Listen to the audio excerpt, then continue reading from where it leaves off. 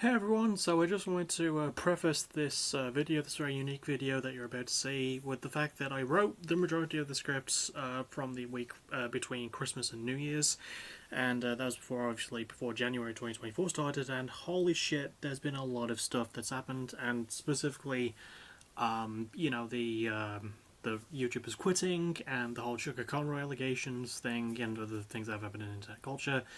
And this video was written before that, so I'm not going to be addressing any of it. But yeah, I just wanted to get that out of the way. I just also wanted to make it seem like I'm not cashing in on any recent stuff, because again, this was about stuff that happened over the course of the previous year. So I just want to get that all out of the way before the actual video starts. So let's start the actual video. 2023 was a year for YouTube, wasn't it?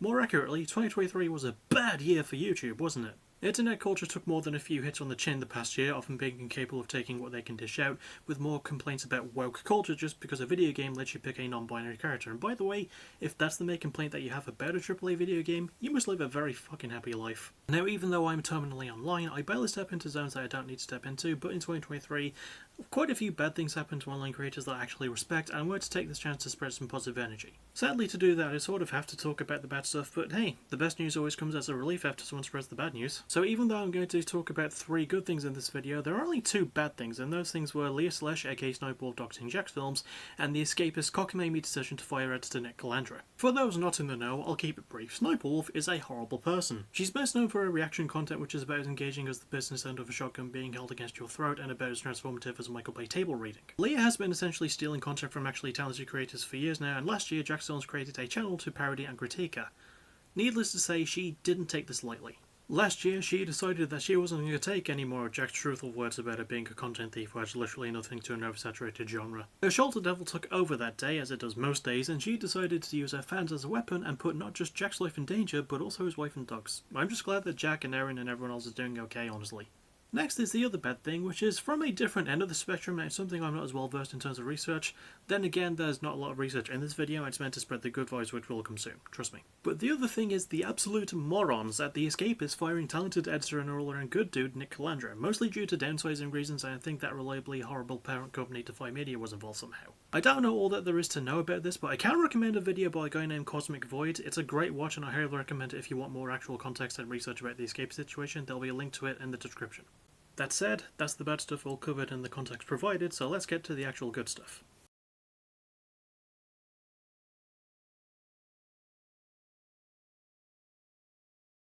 I was first made familiar with Jack through JJJreact, and it took me about a year before I actually started watching his channel. I'd binged on all of Your Gram Sucks in like 2 weeks, and I started watching his other stuff that he came out with, like Jackass, his PMS Mondays, and eventually YIAY, or Yesterday I Asked You. When he first made the JJJreact's parody channel, I didn't watch it a lot because, well, I didn't watch SS Sniper Wolf, another person who I was made familiar with through JJJreact, oddly. But the fact stood that if I wasn't watching the person Jack was parodying, why would I want to watch the parody itself? But even though I didn't watch a lot of it, I did catch up on some stuff, and it made me think back to when Jinx was popular. Remember Jinx? Me neither. But that wasn't the first time Jack stood up to lazy reaction channels, and it wouldn't be the last even up until Sniper Wolf. However, after things had settled and YouTube gave Leah the equivalent of a slap on the wrist and an "oh you" style finger waggle, imagine my happiness when Jack turned a parody reaction channel into an actually genuine reaction channel. Not just that, he uses it as a workshop for way smaller YouTube channels. As someone who has had an account on this platform for 11 years come April, it's just really cool to see someone I respect on the platform showcasing channels like those on his channel. It's like a celebrity guest appearing on the Muppets, and I make that comparison with the utmost sincerity.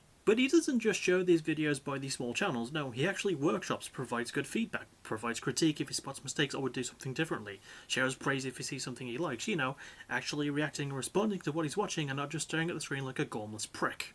And he credits the creators and only uses the videos with those creators' permission, and I say this as someone who does occasional reactions. That's just good business. And weirdly, that's not even the best part. After Leah did the horrible things she did, she was exposed as being faker than about 60% of her body. It's not the first time she's gone after a creator that people like though, which leads us nicely along to the next part of the video.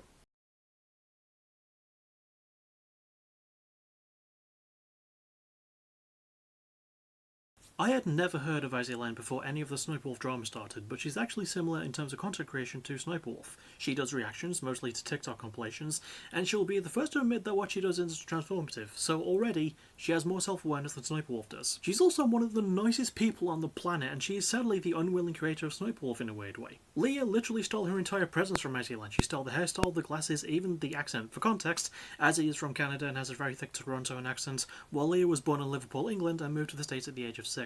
Again, like with Snowdwarf, I've never watched an AzzyLand video in my life, but I've seen several interviews with her after the fact, and I have to give her all of the applause in the world. She may be a sweetheart, but she is aware of Snowdwarf's hypocritical bullshit, and she isn't standing for it. She has called Leah out in many interviews about it, but not in an aggressive way. She is Canadian after all, she is obligated to be polite about it. This also led to the snowball effect of Leah's exposure. She was caught several times for doing reactions with the same thumbnails, stills and timecodes as Azzy's videos, with the longest gaps being 3 years apart. She was caught out for all of her gaming content being fake because her unfortunate boyfriend turned husband named Eric Young wrote all the scripts, edited all the videos, and made everything without seeing a single penny himself. And to top it off, her life on other media platforms like Twitter and Facebook was exposed as she has regularly sent her fans after other people she's been compared to.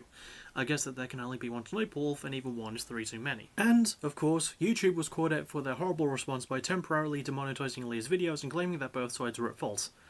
They weren't. Jack gave Leah a few gentle prods about her lazy content and she responded by calling in the equivalent of a fucking airstrike. I am glad that Azzy is not just getting recognised, even if it's not the way that she wanted, but that she's being so humble about it. She's not taking unnecessary shots at other creators or people in her field. She knows that what she does is silly and she has fun with it, and she has almost zero ego about it. Again, showcasing way more composure and confidence than Leah will ever have.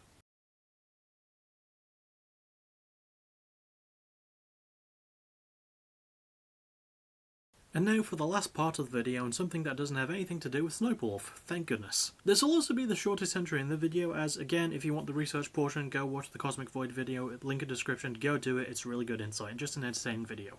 That said, The Escapist is the thing I'm most familiar with out of the 3 I'm talking about today. I first heard about it in 2009 via Zero Punctuation, which I'm pretty sure is how most people heard about The Escapist. I think my first review was the Wolfenstein 2009 video game review, which was entirely done in limerick form. I can recommend it, it's really good. Anyway, yeah, I first heard of them because the show's host Ben Yachty Croshaw reviewed Infamous from Prototype, 2 very similar superhero sandbox games, and challenged the game's developers to design the other developers' main characters in women's underwear.